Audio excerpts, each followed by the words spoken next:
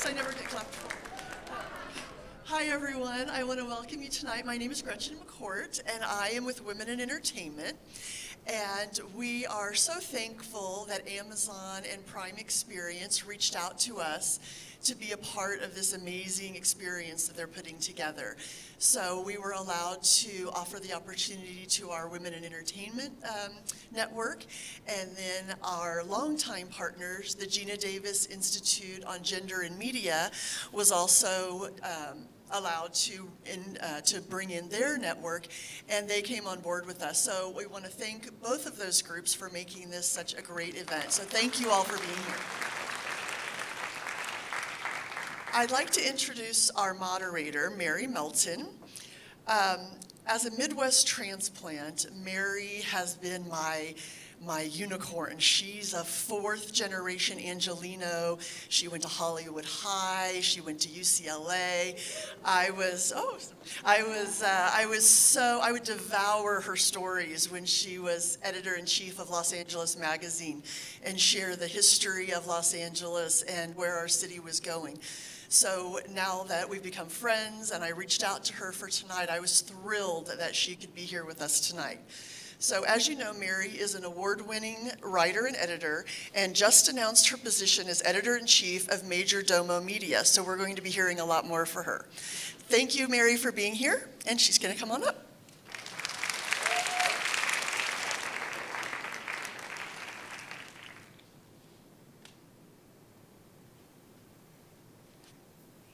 Okay, this thing's on. Hi, everyone. Thank you for being here tonight. This is one of those evenings when I'm always really, really grateful to be an Angelino, honestly, but this is one of those evenings when I think this is really why we live here, because we can have access to these kinds of creative minds and geniuses who make the entertainment that's beloved around the world, and they're right here in our city. So I'm thrilled to be here, and thank you, Gretchen, for having me, and thank you so much to Amazon Prime Video and Women in Entertainment and the fantastic Gina Davis Institute for putting this together. If you don't know the Gina Davis Institute on Media and Gender Studies, it's really, really worth your time to check out the incredible reports that they do and post online, and their incredible efforts to really make it a more equal playing field for women in Hollywood. So this is a great night. This is also my first time being at an event like this with Amazon Prime Video. I'm a huge consumer who is not in the world right now of Amazon. And I've easily said yes to this event because I've seen every single episode of Transparent and every single episode of Man in the High Castle. So I said, I'm really not going to have to research a lot for this event tonight. But what's also so cool is all the other things you can do and explore here, which is amazing. I got a little sneak peek of this before the event tonight, and it's so cool. So afterwards, please hang out and check things out. On this floor, there's an awesome, marvelous Mrs. Maisel interactive experience where you can pretend that you're in 1950s New York, which is really cool. There's going to be some great photo opportunities in there. There's some terrific stuff upstairs around Mozart in the Jungle and Philip K. Dick's Electric Dreams, and just all kinds of cool, pretty trippy. There's one like light room that reminds me of the what's the one at the Broad that's so popular with all the selfies. The Infinity Room, it's this kind of like a cool little Infinity Room going on up there. And there's also a place where you can get your makeup touched up. There's a home, I should have gone there before I came on board. I did not do that, but that's also going to be available. And also down here, there's a themed room for the Grateful Dead documentary. That's really cool. So afterwards, please hang out. We'll be asking you to go back out on Schrader after the event and come back in again on Sunset to make another grand entrance on Sunset. There's also going to be food and beverages throughout that are there for you to enjoy. So please do that. So let's get to why you're here. You want to hear from these awesome costumers who we have tonight. So I'm going to introduce them here. Whoop. Make sure I do this in the right order. We have two costumers tonight who did different seasons of Man in the High Castle. First up, J.R. Hawbaker. Come on, I feel like Price is Right. Come on down, J.R. Hawbaker.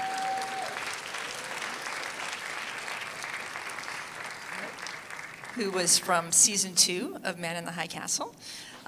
Cate Adair, who's from season 3 of Man in the High Castle. So if you're a Man in the High Castle fan, you probably already know this, but season 3 has not aired yet. So it's going to be fun, like figuring out how to try to get stuff out of Cate, if we can. She's going to be really tough. I met her beforehand. I don't think she's going to break easy, but we're going to try. And Marie Schley from I Love Dick and Transparent. 2 great, great shows. And Ellen Faguier from Lore. Another great new show. Okay. Thank you all for being here. I so appreciate this. I love talking costumes. I was speaking beforehand with our great group of designers here. My mother was a costumer, and my sister-in-law is a costume designer, and this is a topic near and dear to my heart. But it's also a topic near and dear to me because I'm a movie and TV lover. And costumes can define a show as much as any other aspect of the production design of a show. So before we kind of get into your influences and your histories, I just want to talk about costumes for a few minutes and what that means for a show. And what's really awesome about all of you is you've costumed so many different types of shows: period pieces, contemporary pieces, horror, science fiction, and throughout all of those. And when I'm thinking about the costumes in them, no matter what the era is, the costumes say so much about who the people are. So just kind of. And let's start right here with you, since you're right next to me. Isn't that just the worst to be always right next to whoever's moderating? I always start with you. So when you're thinking about, and let's speak specifically to Man in the High Castle, like when you're thinking about a show like that, what's the first thing that you do as a costumer? Well, Man in the High Castle was a giant show to step into. I did the season 2, and season 1 was designed by a fellow colleague and friend of ours, Audrey Fisher. So she set up the world beautifully, and it had a lot of rules to it, because it's an alternative reality where what if the German and that basically the Axis powers had won World War II, how would that have shaped the world?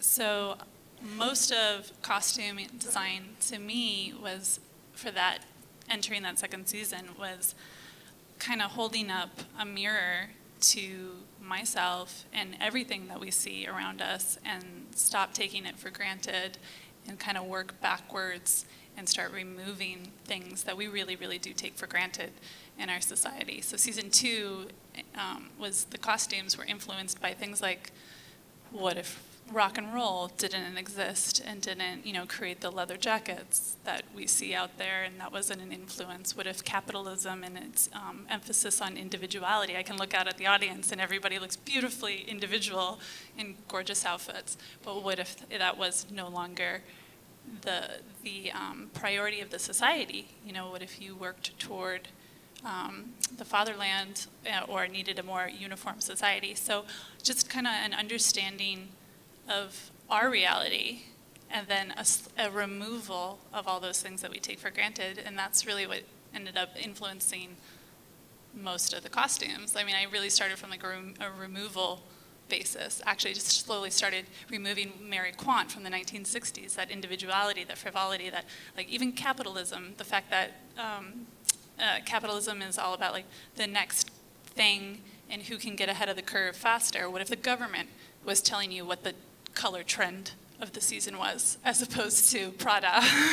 What if that? Priestley. Exactly. What if it was our government who said that black is always in fashion? Which it is. But so those kind of considerations, and I mean.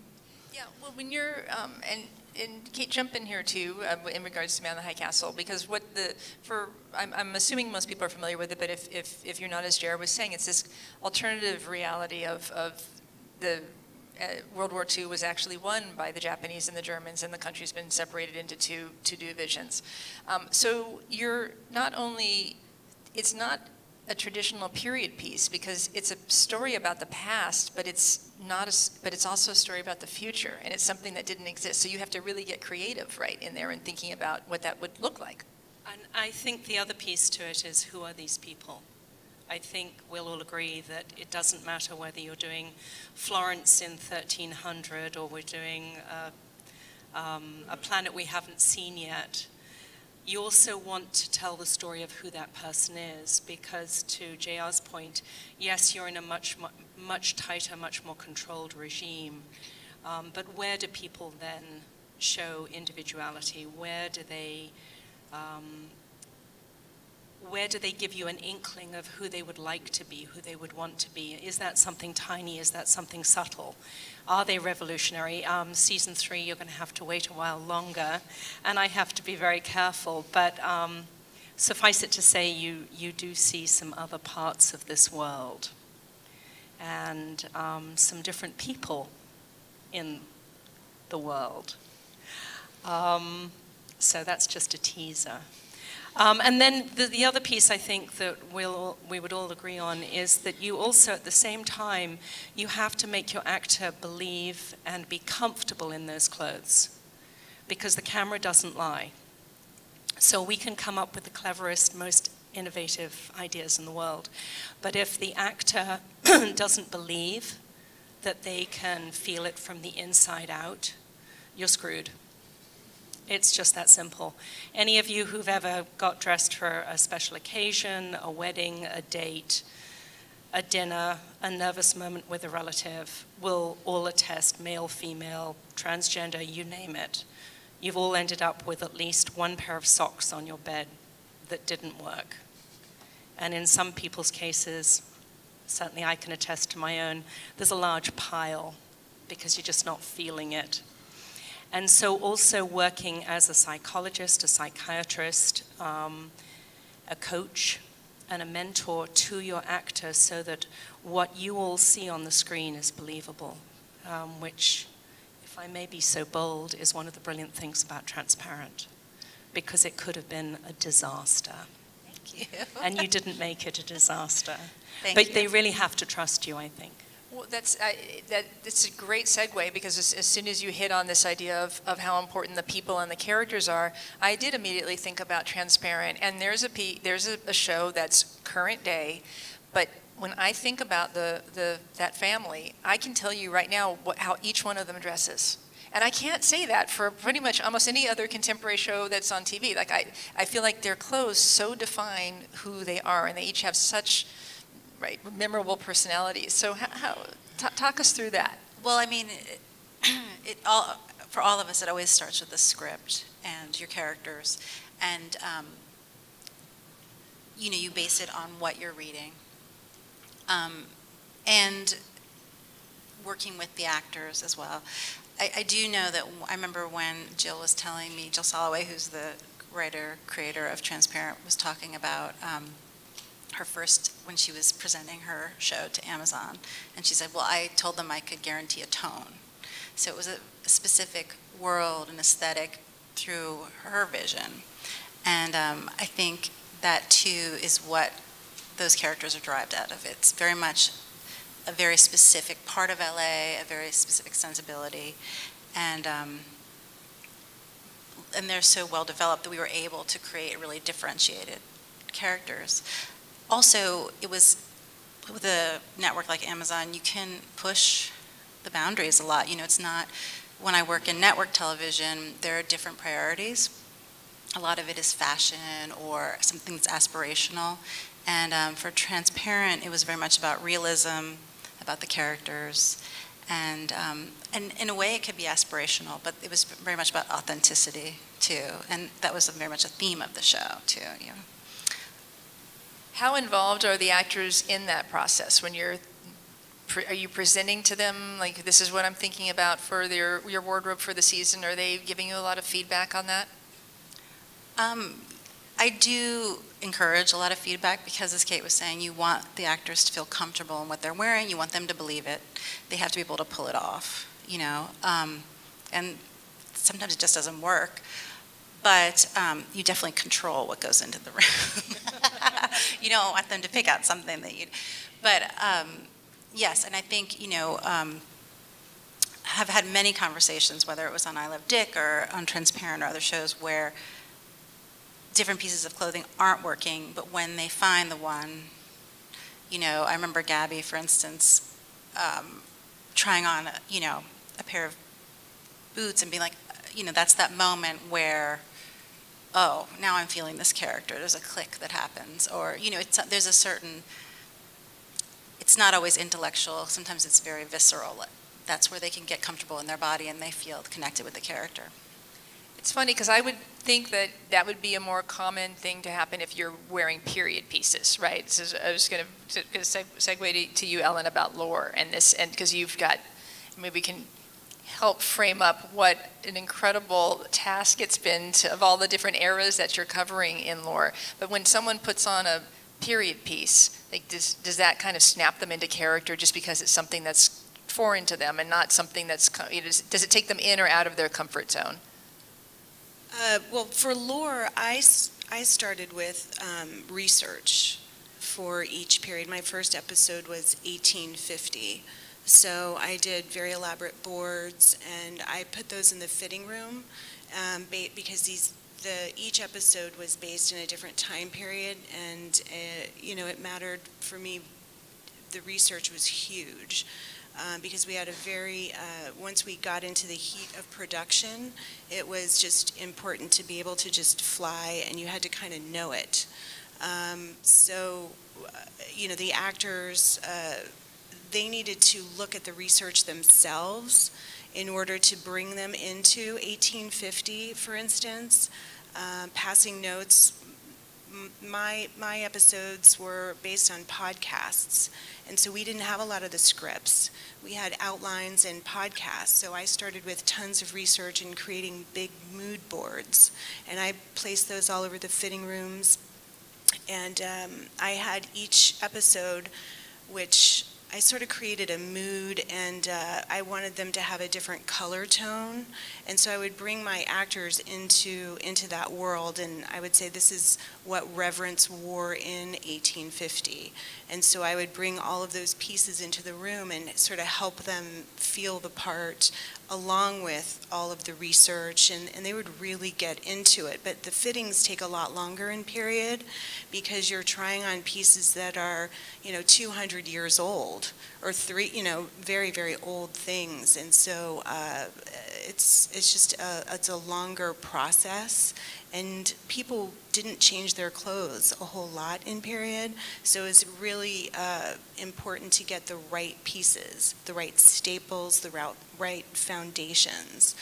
And once we would figure out all the foundation pieces, then it was, then we could start playing around with colors and things like that. But period, you sort of come at it from a different place. You have to come at it from a research point of view. So. I mean, just their ability to move, your ability to move in period clothes is entirely different, male and female. Yes, exactly. And for the women, when we would corset up, an 1850 corset was very different than an 1888 corset, or a 1906 corset, or, and we would jump around a lot with each episode. So, and also we were in different countries in each episode. One took place in Germany in 1595, one was in Connecticut in 1850, one was in Key West in 1906. So I had different color palettes for each episode, and a different, I wanted each episode was like a little movie. They each had their own personality, so. We do research in contemporary costumes too. Oh yeah, no, I mean, yeah, no, nothing. Yeah. No, I'm kidding. Actually, the research in contemporary, in an odd way, sometimes, to your point, can be worse, because everybody thinks that they know what they're doing. Your actors think they know what they're doing, your producers think they know what they're doing, and they lose track completely. I remember some years ago, not for Amazon, but I was doing a show, and I had to send the preliminary fittings, photos, to 35 people. Yeah, 35. I actually knew 6 of them. And with one of my characters, we had done more than 50 looks, which then had to get put on a Dropbox and a secure account. And then you start getting the emails back from these disembodied people you've never met. And one person was like, yeah, I don't like 5, no to 13, no to 43, not sure about 39. And I was a little irritated. And then I looked at it the next morning after I'd had a little bit of sleep, and I realized that all of the pieces that they had numbered were yellow. It had absolute, and the actress actually looked great in yellow. So luckily I had a good relationship with my executive producers, and I called them and I said, "Who's blah blah?" And they said, "Oh." I said, "Can I have their phone number?" And they said, "Oh God, Kate, what's she going to do?" I said, "No, I'm just going to ask them a small question." So I got the assistant on the line and sort of schmoozed them, and they finally put me through to this person. And I said, "So what's the deal with yellow?" There was a hushed silence on the other end of the phone. Turned out they'd had somebody that they knew in grade school who wore yellow, and they hated them. So some of the time you are indeed actually more of a clothing anthropologist than anything else. It always comes back to childhood, doesn't it? Those lights. Well, we were talking about research and Dropbox, and how has costuming changed? Like, how, like that's a huge question, I know, to ask, but there's so much more access to information when you're researching 1595, and you used to, back in the day, have to go to a library to actually look something up. I still go to the library because there's hardly any. They only started photography in the 1850s, so, and mainly they were family portraits, and also dead people.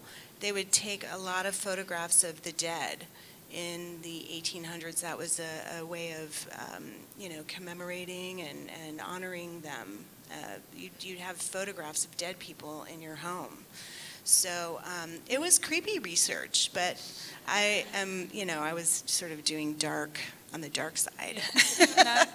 But it was great. But 1595, I did spend hours and hours in the library collecting all of those images, scanning, creating, doing, big mood boards and Photoshop. So it's changed in the sense that we have Photoshop today where we might not have had that years ago. There's so much great technology. We break down scripts with Costume Pro Plot. I used to do it by hand 20 years ago. There's also Sync on Set, which it's a computer program to help you break down the script and help get your changes together, your costume changes. So I used to do all that by hand. Or you would take pictures of the actors with Polaroids. Not to date myself, but yeah. I mean, I agree. I always start at the library too. Not everything is digitized, guys. Yeah. Is there a library in particular that you go to? Whichever city I happen to be in, which is another part of the changing of the business. I will say it is quite mobile these days. I've spent the last 7 years on the road, actually. So, but I'll say that the digital era, there are some really wonderful things about the various technologies that we use now. I feel like it's very heavily technology driven and expected, expedited information flow. So you're using all the apps, but it's a little bit of a web too, because I'll say that at the end of the day, you still need to just, there's only so many hours during the day, and I feel like that's the biggest thing I've noticed is ticking up every single year is the amount of meetings we have to go to. There's more and more and more and more meetings. You can shoot a 9-day episodic schedule, which is what I'm currently on, and you can have, I have 5 meetings for one episode I'm shooting on. I will have another 2 meetings for the episode that I'm about to shoot on, and then sometimes I'm doing a little bit of a morgue session on the episode that I just previously shot on. So use of your time is getting truncated? Well, I would say that there's some aspects that have been sped up, but that a lot of costume design is still very, very much based on what it's always been, which is shopping, making clothes, finding the fabric, all those kind of things that it's really hard to speed up, actually. So we're able to speed up the process of research in some cases, or how we communicate, but there are certain elements that still take time. I guess that was my point. It's the technology is there, but I still do pencil sketches because it's the fastest way for me to communicate with my workroom. I can have Photoshop, and I can do, if I have to do a big presentation for that's fine, but honestly, a pencil sketch, I have something in my head, I really want to get an idea out, I still use a pencil sketch. So even though the time is getting very truncated and these technologies are really wonderful for the costume design department, I still find that like just untethering yourself from it and staying focused on the character and on the script and just, you know, those inspiration points is not a technology-driven thing. I mean, for me, I feel like some of the things that we used to be able to do really quickly in Los Angeles, for instance, because there were a lot of craftsmen and a lot of resources. Now that things are online, many times we get an actor at 8 o'clock at night and they work first thing in the morning, you'd have to, they would rewrite a scene and they'd change someone from playing a woman to a man, and you had to get to Western costumes in an hour and refit them. Those resources, are starting to go online. We do a lot of online shopping, and it's not as in some cases it's actually not as fast as what we're used to. It's true, because then it gets lost, or it gets stuck in the post, or your customs.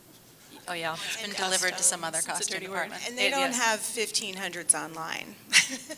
They don't have 1600s online. You can't order that. You have to actually do all that work by pulling those costumes. And for The Beast Within on Lore, that episode, I had to rent all those costumes from Spain based on the research that I had collected and the boards that I put together. And I would send those out to the producers and get those all pre-approved before I would pull those costumes, because they just don't have 1500s in this country. Well, and even if they do, they're not proportioned. If they built them in 1950, and even if they're exquisite, and they are in Spain, most people are at least 2 to 3 inches taller. I mean, even with high castle, most women back then were anywhere between 5 foot and 5'4" perhaps.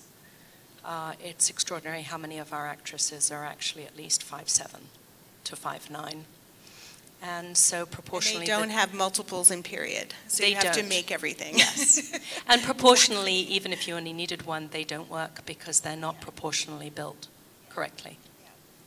Well, something else that's changed in the last 10 years, 5 years, shorter than that, is social media, right? So that didn't exist, and and not that there wasn't always fan magazines and people who were very emotionally invested in shows, right? But it's a different level of kind of, I would guess, thought of access, and you think of Comic-Con and how many people dress as characters that they like, replicate things, and also we were talking about fashion just in general, people wanting to get a certain look. Like how has that, how does social media factor into anything that you do? It varies from show to show. Some shows want you to do it, and other shows you will get fired if you do it. So nowadays the first thing you need to do is get hold of the PR department for that studio or online streaming and find out. And it can also vary from show to show within a studio or a network or a streaming platform. For me, sometimes I often use social media as a research tool. I see, for instance, when we did I Love Dick, I went to a lot of people's Instagram who were living in Marfa, Texas. They're artists or people who own stores, and I took pictures of what people wore there, and but I mean, I think it can be very self-referential. Other people want to dress like the shows that you design, and then they're posting their pictures on Instagram. So it kind of feeds off of itself too, but definitely can be a resource. Is there any role, you bring up Instagram and influencers, right? There's such a thing on Instagram. Is there any role that they play in a show's success? Do you ever, are there people who are in the world of fashion who you want to have saying good things about your show or to be interested in your show?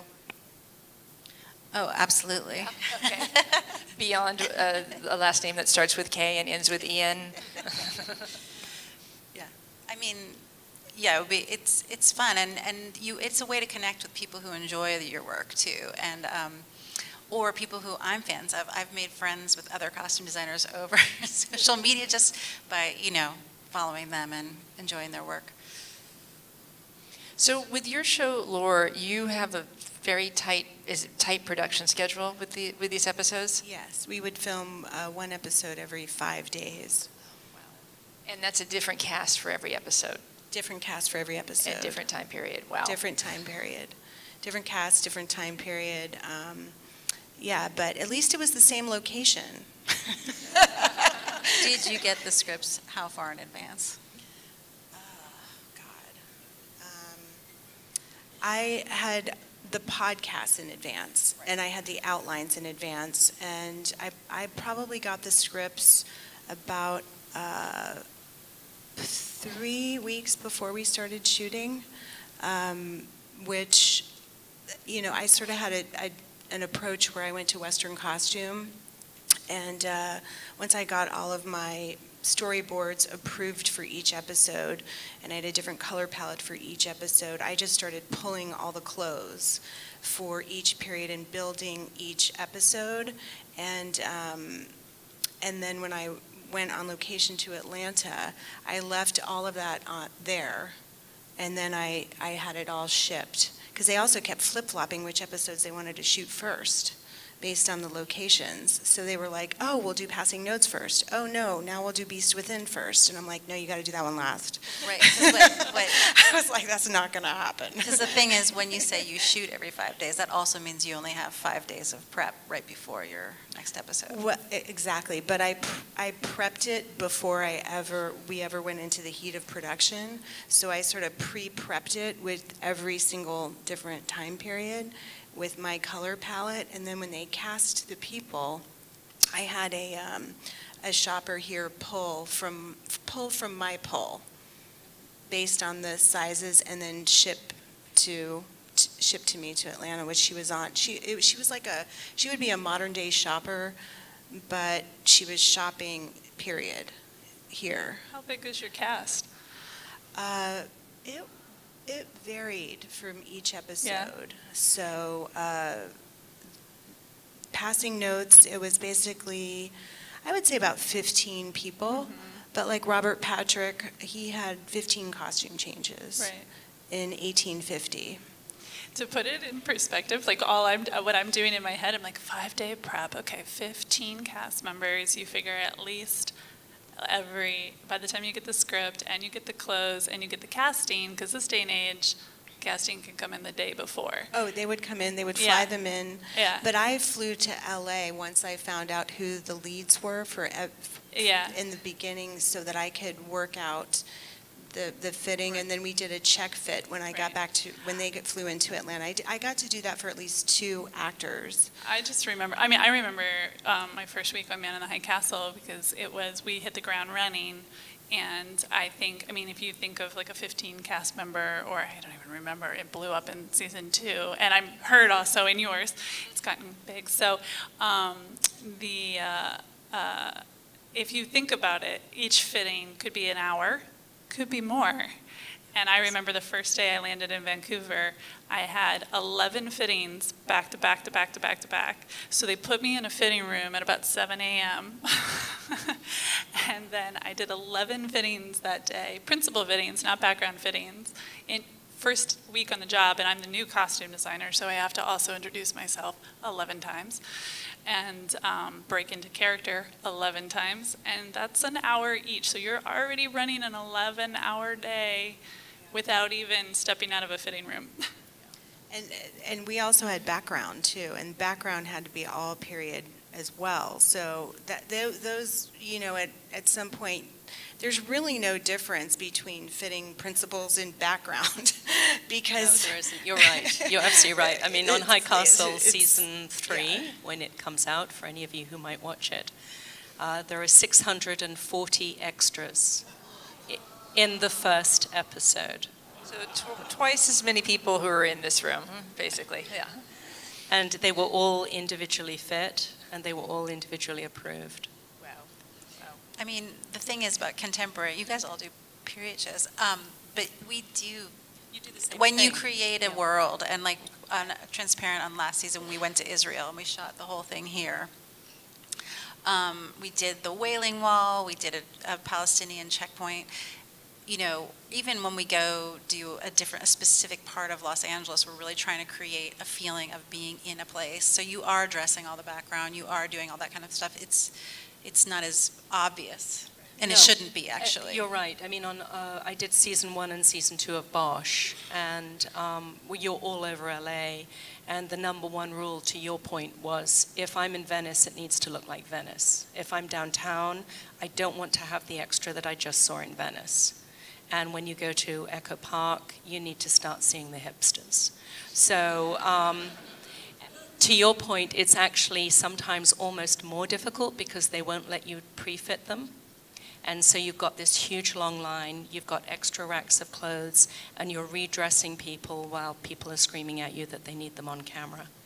Because it ruins the illusion. And you guys have become very savvy. Yeah. It's an argument I have with the producers all the time. You know, you can't just say, oh, they won't notice. Yes, you guys do, and I thank you for that because that makes the quality of what you see and what we do even better. So thank you for that. Applaud for yourself. I always like asking this question. I mean, who influenced you? I know this also could be a long answer, but distinctly, was there someone who was a mentor to you, or how did you learn how to do what you do? We're always thinking about this, right? How we're going to teach the next generation what we do. Like, who taught you? You go first, Jada. Sure, I'll go first. I was really lucky to actually work for a decade with one of my influencers who became my mentor. So there's the wonderful costume designer Jacqueline West and Michael Wilkinson and actually Audrey Fisher, who did the first season of Man in the High Castle. Those are all, they're contemporary influencers, but honestly they've really been what shaped me. And I worked with Jackie on 11 projects over the course of 10 years. So She was your mentor? yeah, she is all three of those people. I owe every bit of being up here to them. And I was given some opportunities throughout, the last several years to design on my own. And I personally chose to stay where I was and kind of sit at the feet. And I never regret that. That was, I feel really lucky to have actually been able to connect with some people that inspired me ahead of meeting them, and then con my way into their life for a decade. Do you want to go ahead? I've done a lot of talking, I feel like. One of my mentors was Carol Ramsey. I worked with her, and for about 10 years we did a lot of movies together all over, and she was one of my big influencers. She was a big period costume designer and went into comedies and things like that now, but she was one of my main influencers. I learned a lot from her, and actually Mary Zofries, and I did a movie with Ruth Carter, who's great with period as well. So those are some of my ladies that have helped me. I always think that being an assistant designer is like the best way to learn, but I wasn't an assistant designer.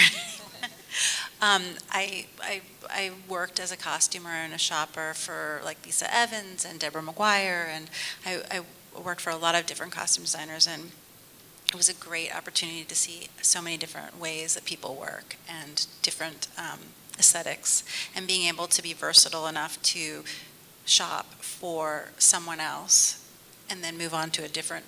It's also very much like working with different directors. You have to get into that director's point of view. So being versatile, being able to pull for someone else with someone else's ideas in mind is really essential. And I also feel like I was mentored by a lot of directors who I worked with on independent film. Like Jill, obviously, Soloway was a great mentor because they had a very specific vision and a way of working that I then translated to my crews and other directors that I worked with too. I actually started in theatre. I trained in England as a costume designer for theatre, and the first 10 years I did theatre, opera and ballet. and taught part-time and designed anywhere up to, I think, about 26 shows a year, contemporary Shakespeare, ballet, opera, anything anyone would trust me with. And actually my entree into film and television, I was trained by a production designer who they got rid of a costume designer about 5 days before a film started. And he heard about me. I was living on the East Coast. And he said, I'll teach you. That's great. What do you see coming next when you think about? I mean, and I love that. I think maybe it was Ellen who talked about that notion of this is still kind of, in many senses, like an old-fashioned craft. There's still a lot of just sitting down and sewing something, designing something, sewing it, fitting it. But when you're thinking about what's next, what excites you? What do you see? Hopefully the next good script. Exactly. It's still an artist. There's an artistry that goes behind it. I mean, and when you get a script and you read it and you start thinking about it and the pictures and the colors and the things start coming to mind, I mean, it's sort of a germination process that really kind of has to happen, and you have to let your ideas marinate. And I don't really think there's any real way to speed that up when it comes to being an artist. So as far as the future goes, unless I can think faster, I don't know. I mean, there's some amazing technologies that are out there for production and textile design right now that are blowing my mind. I mean, we already have been seeing 3D printing come to life, and I think that's going to become more and more accessible. And it is still an art form, as we say, and I do think you'll still need that pencil sketch to get to the really amazing technology production. But I've been lucky enough to be on a couple of films that have really pushed the envelope in textile art and what it can do and actually break technology for interesting new ways of production. Those movies with the capes and the men in tights tend to push those envelopes. So yeah, that's really exciting to me to see what's developing there. I just want it to be a little more accessible to all of us. It is there, but I think as it gets more cheaper, but we're still going to need the pencil sketch to get there. I know, I think people often talk about how CGI is going to take all of our jobs away, but I feel that you know, it's still an art form, and there's still a lot of design and innovation that needs to come from people who understand the craft. Psychology that the computer doesn't, well, right now the computer doesn't take over. You know, there's that intimate fitting room experience that is really, really special in its own thing. It's a little rabbit hole you fall down with another individual, and you trust each other, and yeah, you literally walk in someone else's shoes. I think there's also a magic to, we read the script, we do our research, we do our mood boards, you do your pencil sketch, you see the whole thing evolve, and every now and again I think you'd find that all four of us could say there's probably much easier ways and less taxing ways of us supporting ourselves or living our lives. But you get these amazing gifts of aha moments where you walk onto a set and what was in your head is three-dimensional, and you can walk around it and you can touch it and it's come alive. And certainly for me, it's still magic. And those gifts and those days balance out the long hours and the late casting and the changes in the script and the poor extra who came in with nothing and didn't know that they were going to be dressed in 1500. And they have dreads. And they have red hair. And you say, well, actually in 1500, not so much, dude.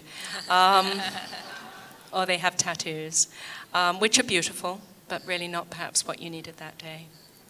But the magic is when an audience member comes and stops you on the street because they've really loved it, or it's, in Transparent's case, it's helped them, or it's changed their lives, or it's made them think about the world differently. Not that it's always that grand, but every now and again it's kind of special. Well, that's a perfect segue to opening this up to some questions from the audience. We have this gentleman right here who has a microphone. Don't be shy. We have a great opportunity here. We have someone right back here and right here. So we'll start here and then we'll come to you next, okay? Hello? Okay. Yes, you ladies were mentioning how just the trials and tribulation of working with period textiles. I was just curious for each of you individually, what is the most frustrating and difficult thing about working with period fashion? Not being able to find it fast enough. I mean, I'm constantly looking for the correct, we just don't make fabrics, I find, with the same amount of even thread count that they used to. Suits today aren't made with the same wool thread count as before. It's hard to come up with the same feeling and drape of the period while you're trying to move on a 5-day schedule. So it's about being very savvy with your stockpile is how I attack it. I mean, and also, even if you do find something that's authentic, like you were saying, for instance, on Transparent, we did a 1981 drag show. You can't necessarily move in older fabrics as well, you know, so we cheat a lot of stuff, modern stuff, to make it look old too. So it can actually do what we need it to do for the scene, because that is the most important thing. We're not a history class. Well, that's the thing too. You have to make it appealing. Sometimes you have to cheat a little bit so that it can have a little more personality, a little more sex appeal, that the actor feels comfortable in it, that he can move in it. So or she can move in it, or if there's a scene where she's taking off a garment, I mean, you have to be able to work with, even though it's period correct, it's not a history lesson, you have to be able to move, and they have to be able to act in it. So it has to service the story, basically. Great, let's get that other question that was right back here, and then we'll wrap up. I have 2 questions. I say you ladies are phenomenal, so thank you so much for what you, amazing, amazing. A lot of patience with strange people that you have to touch and endure all those energies upon those people. People don't talk about energy, but I'm sure you can sense things others have not. I have 2 separate questions which are a little different. Coachella has passed, and it's coming up again this weekend. Life is an imitation of art, or art is an imitation of life. Do you find, 2 separate questions, that we are at a point where we are recycling ourselves in eras and periods where we pull this and this and that, and now this is where you get this? Where is the authenticity of realism, or like, wow, that's different? I think you tapped a little bit on it when you talked about 3D art. And the second part has to do with the budget. If we talk about the Men in Tights, and one of the biggest movies that just hit this year with Ruth Carter, and with that amazing budget that she had to create such a phenomenal movie, meaning Black Panther. What about money? Have you ever had a project where you go, you want me to create this with that? Always. And actually, Ruth did not have as much as the other superhero movies, because they didn't think it would get the audience it did. So on top of the fact that Ruth did an extraordinary, brilliant job with that piece. Yeah. Ruth also did not have the resources that some of her contemporaries on those other Men in Tights shows did. I mean, it's show business. We don't, I think part of the costume design job is that we don't design in a vacuum. It's true. I feel like every single one of us could say we've probably never had enough money for our wildest dreams. But it is very tricky, and I find that the speed of productions these days is creating very truncated timetables, and less time tends to equal more money to get some stuff done, more shipping overnight, faster rush fees, things like that. So that's all we're dealing with all the time. But it is show business, and you do have to have your business hat on, and you are running a business. You're a department head, and you have to be fiscally responsible, and at sometimes fiscally daredevil-y and educational. Most of the time we're educators in the fiscal department, I find, and just trying to explain the cost of what we do.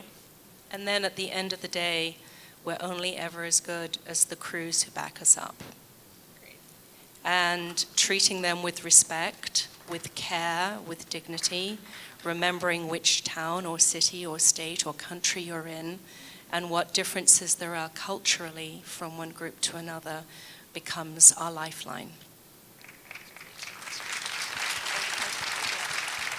Our crew really, they are our backbone. They really support us, and we have to support them, and it's a team. It's a team effort, for sure. Well, I want to just thank you so much for being here and sharing insights into these fantastic shows, and encourage all of you to watch these shows if you haven't seen them yet.